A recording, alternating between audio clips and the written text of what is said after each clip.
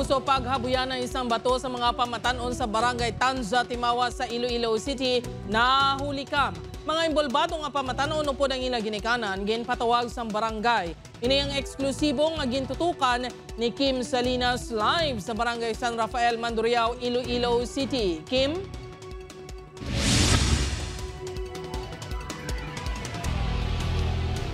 Jert, mas ginpahugot sa karon sa otoridad ang seguridad sa isa ka barangay sa Iloilo City proper matapos ang nagluntad nga rambol sa tunga sang mga pamatanon sang nagligad nga semana. Makitaan sa sining kuwasang CCTV footage ang paglinag sa naisang pila ka mga pamatanon sa barangay Tanza, Timawa Zone 2 sa Iloilo City proper. Kadamaan ang nagahaboy sang bato.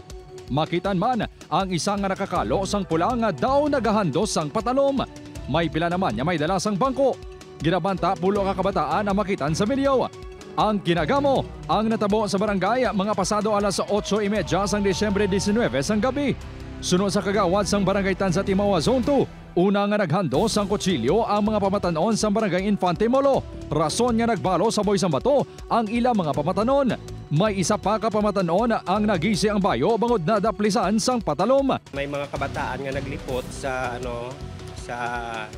sa dalan. Kaya amon mga kabataan nga tuto gin corner nila. So pag abot nila talalas na ng mga kabataan, nag-agi sa piyak nga lagyan, may mga patalom silang kalagba. Apang suro sa punong barangay sang KIP nga barangay Infante Molo, wala sang dala nga patalom ang ila pamatanon, kundi ang upod sining nga taga Rizal Ibarra City proper.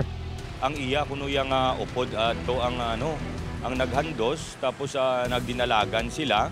And then kaso kay daw siya yata ang nadakpan. Upod lang sila, daw lagaw sila, and then daw nakita nila ang nila nga mga kontra siguro, and then ginhandos ng uno sang iyang upod.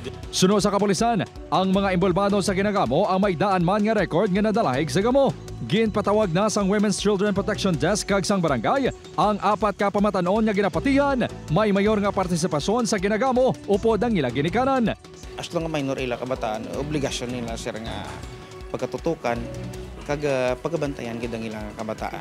Nagdepensa naman ang kapulisan kung nga natabo pa ang kinagamo. Apisar nga pila ng kametros ang police station. Hindi mo naton nga mapakta ng ilang sir nga mga pamisaron aton mga crime prevention measures ara man dira, pero sa to say nga nagtabo ay gid sila dito sir sa nga nga time.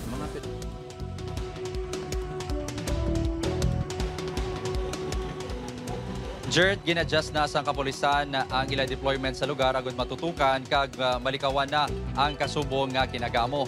Naghingi man sila sa mga barangay officials nga mag-deploy sa barangay Tanots agud magbulig bantay sa mga pamatanon. Padayon ang pagkumpirmar sa kapulisan kung ang mga imbolbado sa kinagamo ang kabahin sa mga gang. Jert? Madam Mugid, ng salamat sa detalye. Kapuso Kim Salinas.